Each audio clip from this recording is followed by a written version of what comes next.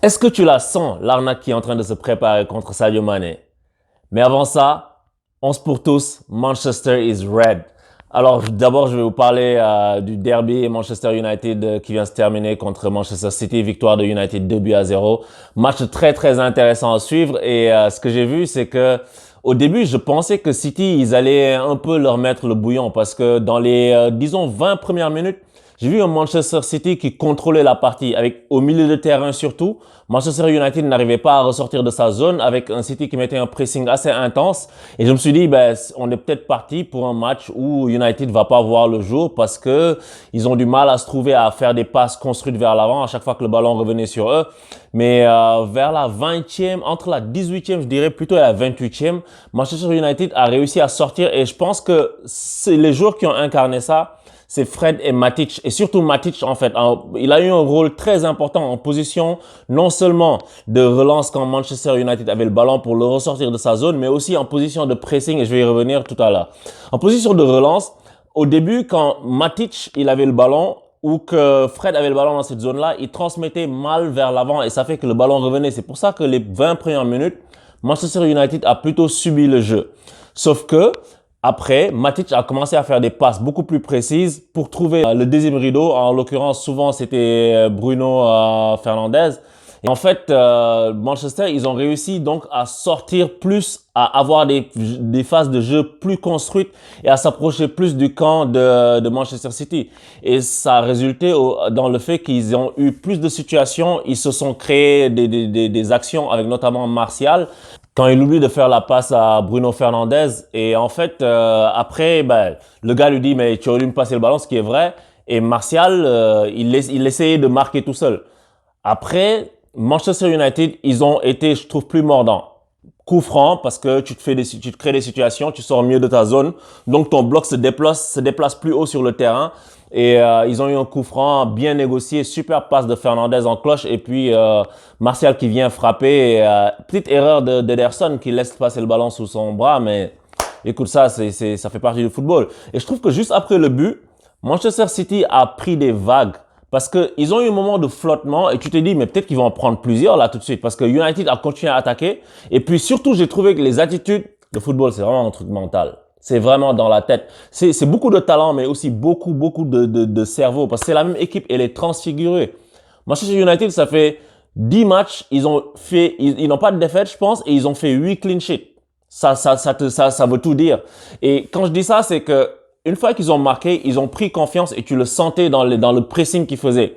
Tu voyais souvent des joueurs de Manchester United se retrouver à 3 contre 1 contre le porteur du ballon de City.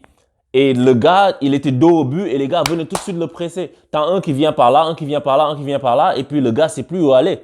Et je trouve que ils étaient beaucoup plus prompts à y aller et ils étaient beaucoup plus agressifs dans le bon sens du terme.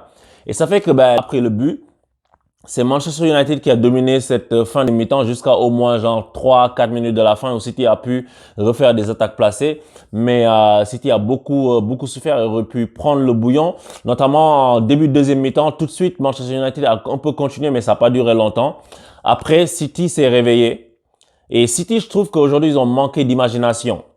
Parce qu'ils ont des grands joueurs, on le sait, Agüero, Sterling et tout le reste, Bernardo Silva, très très grands joueurs, mais ils ont eu mal à se trouver. Je trouve qu'il leur manquait peut-être De Bruyne, le chaînon manquant. Et Manchester City, par contre, Pep Guardiola, lorsqu'il a fait son changement, qu'il a fait rentrer Riyad Mahrez, ça a dynamisé l'équipe de City parce que Mahrez a plus apporté de percussions sur son côté et puis il a fait des centres qui auraient pu profiter à ses coéquipiers, mais malheureusement, les mecs n'étaient pas à la réception. Donc, je pense que City, aujourd'hui, c'était un jour où ils n'arrivaient pas à trouver la faille parce que même s'ils ont réussi ensuite à se rapprocher du but d'United, ensuite à faire plus de passes, etc., il leur a manqué de l'imagination, de la combinaison, il leur a manqué de la vista entre les lignes parce qu'il n'avait pas ce joueur-là magnifique qui fait les passes, qui éclaire le jeu, en l'occurrence De Bruyne. Et après, pour répondre au changement de Guardiola, Oli Solskjaer, lui, il a fait un changement qui était, OK, maintenant on fait que défendre, on reste devant nos buts, on joue en contre-attaque. Et ça, c'est un risque.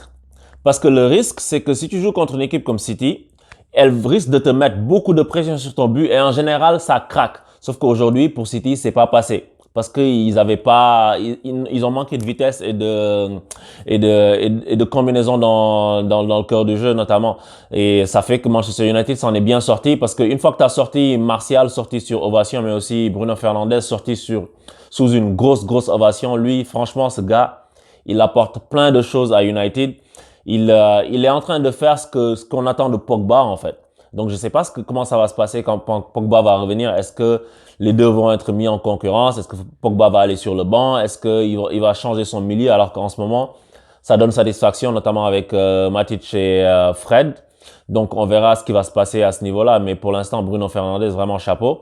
Et donc, je disais, quand le changement a été fait, et juste avant même que Bruno Fernandes y sorte, Manchester United s'est mis dans une configuration de 4-5-1 limite, parce que tu dis 3-5-2, mais Fernandes, il était plus au milieu pour travailler, avec juste James en pointe pour faire des appels et jouer les contre-attaques. Mais quand tu fais ça, tu risques de te retrouver devant ton bloc, devant ta surface, et tu subis des assauts. Et contre Manchester City, faire ça pendant 13 minutes, parce qu'il restait, je pense, 13 à 15 minutes, c'est très risqué. C'est très risqué de faire ça et tu vas avoir des situations où le ballon va inlassablement revenir et tu risques de craquer. Mais ça, c'est pas le cas et Manchester, à la toute fin de match, parce que ils ont eu la chance de profiter d'une erreur de précipitation, je dirais, de la part de Ederson, encore deuxième erreur du match. Il fait une relance parce qu'il va aller super vite et puis la balle tombe dans les pieds de McTominay qui peut inscrire le deuxième but. Et Manchester United montre que Manchester is red. Et ça, c'est une très bonne chose pour tout supporter de United. City, cette année, c'est pas ça. En défense, ils sont pas au niveau. Quand tu vois Otamendi, c'est pas un très grand défenseur. Quand tu vois que si c'est John Stones qui joue aussi, c'est pas l'assurance tout risque. Et puis de l'autre côté, ils ont un milieu de terrain qui joue en défense. Et on le dit depuis très longtemps, City, il leur fallait recruter un bon défenseur central. Je pense que Kalidou Koulibaly aurait fait beaucoup de bien à cette équipe, mais c'est pas ce qu'on a vu. Et Solskjaer, tu sais, dans la vie, faut jamais s'arrêter sur un échec. Ou faut jamais condamner les gens dès le départ. Parce que Solskjaer, au début, c'est vrai que c'était pas terrible. C'était pas terrible. Et aujourd'hui, les supporters, ils chantent son nom. Le football, ça va très vite. Très vite. Le gars, il vient de faire une belle série de 10 matchs, comme je dis, avec des 8 clean sheets. C'est pas rien. Ça veut dire quelque chose. Ça veut dire que les mecs sont concentrés sur leur assise défensive. L'animation défensive est meilleure. Les attaquants participent aux tâches défensives. Les milieux coulissent bien. Et je trouve que Manchester, ils ont fait une très bonne recrue à la personne de Wan-Bissaka. Je l'ai dit en début de saison, ça. Parce que je l'avais vu à Palace quand il jouait contre Liverpool notamment. Il avait bien fatigué Sadio Mané. Donc, j'ai remarqué que ce joueur, il était un très bon joueur. Très hargneux, très teigneux. Et puis, il est pas mal aussi offensivement. Donc, je disais, Ole Solskjaer, déjà, moi, Ole Solskjaer, je peux pas le critiquer.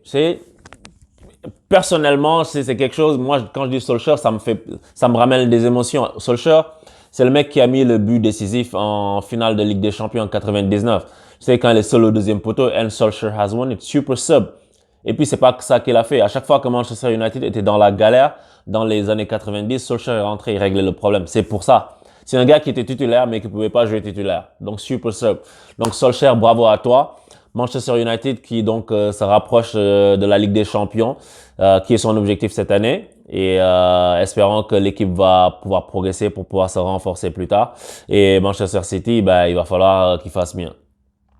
Donc, je fais une transition maintenant vers l'arnaque qui est en train de se préparer, dont je vous ai parlé tout à l'heure en début de vidéo, l'arnaque de Sadio Mané. Sadio Mané, il va se faire arnaquer, les gars. Pourquoi je dis ça? Parce que au-delà du match, Liverpool, ils sont menés. Sadio Mané fait une passe et un but décisif. Une passe décisive et un but. Même si la passe, elle était un peu bancale, elle était un peu derrière. Mais tu n'entends même pas parler de son match. Les gens vont te parler d'autre chose. Et en ce moment, depuis 2-3 semaines, si tu remarques bien, les supporters de Liverpool, ce qu'ils sont en train de faire, et encore une fois, ils vont me dire oui, parce qu'ils n'ont pas la même perspective que nous, les gars. Les gars sont en train de candidater pour que Jordan Henderson soit élu meilleur joueur de l'année en Premier League. Tu te rends compte? Les gars, Sadio Mané, à chaque fois, c'est lui qui a mis le but décisif contre West Ham. C'est lui qui a mis le but décisif quand il est rentré là contre Bournemouth, c'est lui. Le match d'avant aussi, c'est lui. À chaque fois, c'est lui qui met les buts décisifs. Mais les supporters de Liverpool, ils l'aiment, hein. Moi, je dis pas qu'ils l'aiment pas. Mais c'est comme si je sais pas, c'est comme si t'as un petit sous-fifre que tu aimes bien, mais que tu vas jamais le récompenser.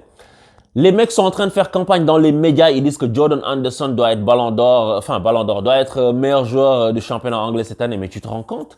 Tu penses que si Messi ou si Neymar, c'est comme si Messi fait une grande saison et puis t'as les gars qui disent que Busquets doit être meilleur joueur de la saison. Mais t'es malade. C'est comme si, je sais pas moi, Messi, Neymar, il fait une grande saison, Mbappé, il fait une grande saison, et ils vont te dire que Idrissa Gueye doit être élu meilleur joueur. Mais c'est dingue, ça. C'est vrai que Jordan Anderson, moi, je vais pas dire Jordan Anderson, c'est pas un très bon joueur, c'est un excellent joueur. Et puis, c'est aussi un rôle de capitaine qu'il a. Mais c'est pas ça qui fait de toi un meilleur joueur. Rappelle-toi, quand Salah n'était pas bon, ou il n'était pas flamboyant, les supporters de Liverpool ont fait campagne pour que Van Dijk soit élu Ballon d'Or. Tu vois? Maintenant, quand c'est Mané qui est le joueur le plus décisif de l'équipe, et qui est le joueur qui crée le plus de choses, malgré le talent de tous les autres joueurs, qu'il faut pas dénier. Firmino, Trent Alexander-Arnold, c'est tous des très bons joueurs.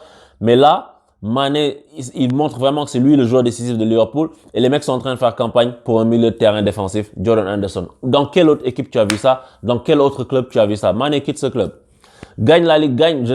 Moi j'ai des potes fans de Liverpool, ils vont pas aimer ce que je dis. Et d'ailleurs, j'aimerais les avoir dans la vidéo, dans les débriefs pour qu'on puisse échanger, pour qu'ils me donnent leur perspective et que moi aussi je leur donne la mienne parce que c'est pas possible, quoi.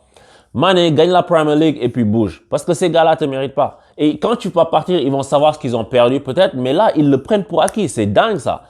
Et ce que je dis là, je sais que peut-être c'est prématuré de le dire tout de suite parce que les discussions de Play of the Year n'ont pas encore totalement commencé. Ils n'ont pas encore fait la sélection, mais tu vas le voir. Observons ce qui se passe dans les prochaines semaines. Observons la hype Anderson. Il y a eu la hype Van Dijk. Maintenant, regarde-moi la hype Anderson. Jordan Anderson fait des super passes à Mané. Il fait un super boulot c'est lui qui harangue les troupes, tout ça. Mais les gars, soyons sérieux.